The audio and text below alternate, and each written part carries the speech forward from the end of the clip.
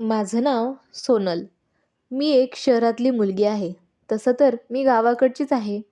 पण कामामुळे घरची परिस्थिती चांगली नव्हती, म्हणून मी शहरामध्ये एका कंपनीत जॉब करत होते आणि माझे आईवडील हे गावीच राहतात.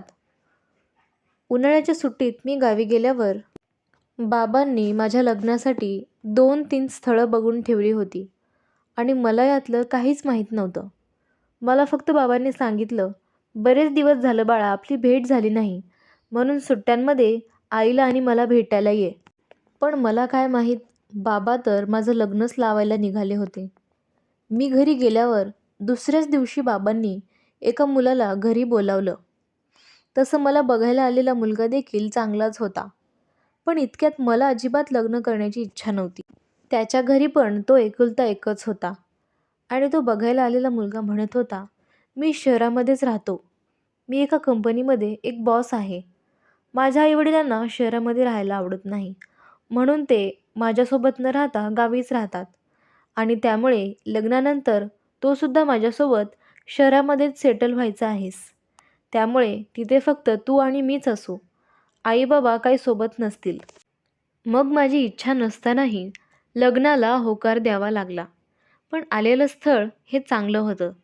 त्यामुळे मी विचार केला, जाऊ द्या, कधी ना कधीतरी करायचंच होतं. आता होतंय तर होऊन जाऊ दे, असा मी विचार केला. आणि ठरल्याप्रमाणे 8 दिवसातच आमचं लग्न लावण्यात आलं. एकदम धूमधडाक्यात. लग्नानंतर सासरी गेल्यावर नवरा म्हणाला होता, आपण फक्त दोघेच असू. पण तिथे तर माझे सासू सासरे पण होते. मी काही बोलले नाही, पण मनात वाटलं की माझा नवरा तर बोलला की आपण दोघेच असू, मग हे खोटं का बोलले. तेवढ्यातच विचार करत असताना माझी सासू मागून आली आणि म्हणाली, "अगं, आम्ही नाही का सत्यनारायणाची पूजा झाली की मग जाऊ, ठीक आहे." सासूबाई तसं बोलल्या तेव्हा कुठे जीवात जीव आला. तसं तर त्या स्वभावाला चांगल्या होत्या. पूजा झाली आणि 1-2 दिवसांनी सासू सासरे हे गावी गेले आणि आमचा रोजचा दिनक्रम रोजच्याप्रमाणे चालू झाला. रोजचं आपलं तेच. रोज सकाळी उठा, अंघोळ करा, नाश्ता करा, स्वयंपाक करा, वगैरे वगैरे, धुणी भांडी सगळं आवरून कामाला जा. नवऱ्याचा डबा करून दिला आणि ऑफिसला तो गेला. मीही माझं आवरून ऑफिसला गेले. आम्ही ज्या बिल्डिंगमध्ये राहत होतो तिथे माझ्या नवऱ्याचा मित्र पण राहत होता, जो खूप जुना मित्र होता. आल्यापासूनच मी बघत होते त्याची नजर काय बरी नव्हती. म्हणजे मलाच सोडा इतर कोणालाही तो असं खालीवरी बघायचा, जे मला अजिबात आवडत नसं. एकदा तर हद्दच पार झाली. माझ्या नवऱ्याला त्याने भरपूर ड्रिंक पाजली आणि त्यामुळे माझा नवरा काय शुद्धीतच नव्हता. त्याला नीट चालताही येत नव्हतं. उलट माझ्यावरच ओरडत होता. मला म्हणाला, "जा आणि पटकन जेवण बनव, आमच्या दोघांना जेवण करायचं आहे." पण आता नवराच शुद्धीवर नव्हता, त्यामुळे त्याला बोलून तरी काय फायदा. म्हणून मी गपचीप स्वयंपाक बनवला आणि त्या दोघांना जेवायला दिलं. त्यांचा मित्र तर खूपच शहाणा होता. त्याने स्वतः तर एकही ड्रिंकचा ग्लास घेतला नाही आणि माझ्या नवऱ्याला मात्र एकदम वेडं करून टाकलं. दुसऱ्या दिवशी सकाळी नवरा शुद्धीवर आल्यावर मी नवऱ्यासोबत खूपच भांडले. मी म्हटलं, "आता तुमच्यासोबत राहायचं नाही आहे मला. मी चालले माझ्या माहेरी. तुमच्या मित्रालाच घेऊन या आणि त्याच्यासोबतच राहा इथे." मी जे काही बोलत होते नवऱ्याला काहीच समजत नव्हतं की रात्री त्यांनी काय केलं. म्हणजे इतकी त्यांनी ड्रिंक घेतली होती. तिथून पुढे काही दिवस तरी माझा नवरा माझ्याशी नीट वागला. आता माझ्या नवऱ्याला प्रमोशन मिळालं होतं आणि म्हणून नाईट शिफ्टचं काम मिळालं होतं. त्यामुळे आता नवरा दिवसाही आणि रात्रीही घरी नसायचा. तो फक्त काम, काम, काम, कामच करायचा. रविवारीच फक्त त्याला वेळ असायचा आणि तो तेव्हा घरी असायचा. आणि त्यामुळे आमच्या नात्यामध्ये एक पोकळी निर्माण झाली होती. आता आमच्यामध्ये एकमेकांशी नीट बोलणंही होत नसायचं. म्हणजे सोबत असूनसुद्धा नसल्यासारखं वाटायचं. आमच्यामध्ये ती गोष्ट उरलीच नव्हती, जी नवीन लग्न झाल्यानंतर नवीन जोडप्यांमध्ये असते.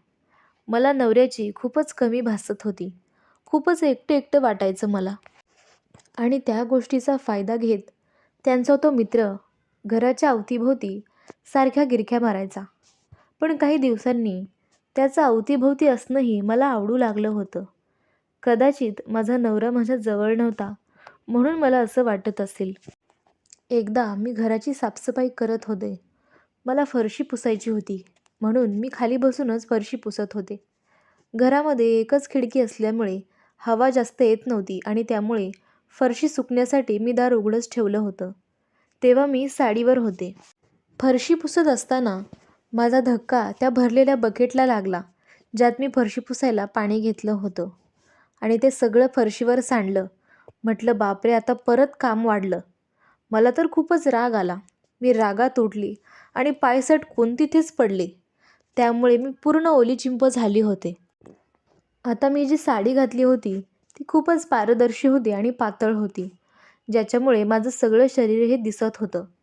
तेवढ्यात मी विचार केला, बापरे, दार तर उघडंच आहे, पटकन लावून घेते, नाही तर कोणी येईल.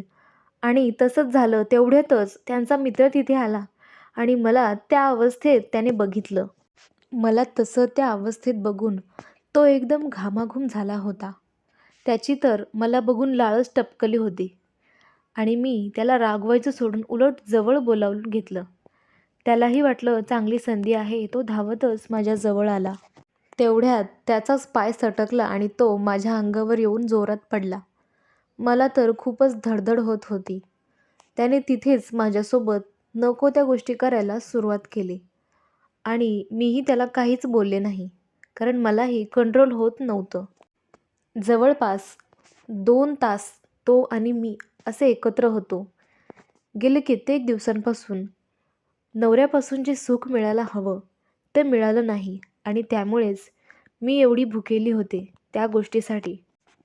त्याच्याकडून मला ते सुख मिळालं होतं, पण मनामध्ये मात्र एक गोष्ट सतावत होती. वाईट वाटत होतं.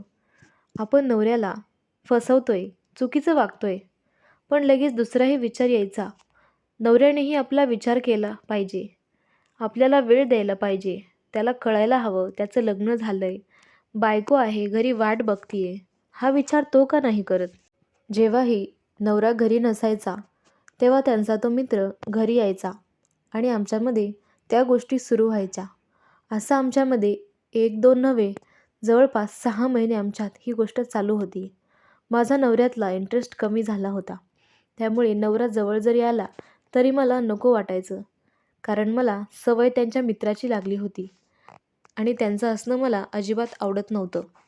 एके दिवशी नवरा घरी नसताना त्यांचा मित्र माझ्याकडे आला आणि माझ्यासोबत मस्ती करू लागला. पण त्या दिवशी काय माहीत, माझा नवरा अचानकच घरी आला. कदाचित त्यांना मला सरप्राईज द्यायचं होतं, पण त्यांनी आमच्या दोघांना बघून त्यांनाच मोठं सरप्राईज भेटलं. म्हणजेच त्यांनाच मोठा धक्का बसला. नवऱ्याला समोर बघून मीही खूप घाबरले होते. समजत नव्हते आता काय करू आणि काय बोलू. नवऱ्याने आम्हाला तसं बघितल्यावर माझा नवराच तिथून शांतपणे निघून गेला. मीही विचारात पडले. माझा नवरा गेल्यावर त्यांचा मित्रही माझ्यापासून लांब झाला आणि भीतीने तो तिथून पळून गेला. संध्याकाळ झाली पण तरीही नवरा घरी नाही आला. दुसऱ्या दिवशी मला वाटलं शांत झाल्यावर येतील, मग मी त्यांच्याशी बोलून घेईल. दुसऱ्या दिवशीही ते घरी आले नाहीत. मग मी त्यांना शोधण्याचा प्रयत्न केला, पण ते मला कुठेच सापडले नाहीत. माझा नवरा त्यानंतर मला कधीच भेटला नाही, ना कुठेही सापडला नाही. मी त्यांना शोधण्याचाही प्रयत्न केला. मला माहीत पण नाही ते कुठे गेले होते. मला माझ्या चुकीची शिक्षा मिळाली होती आणि त्यामुळेच आज मी कायमची एकटी पडले होते. तर आपली ही गोष्ट मी इथेच संपवते. कशी वाटली कमेंटमध्ये नक्की सांगा आणि असेच व्हिडिओ पाहण्यासाठी पाहत रहा मी अनोखी. धन्यवाद.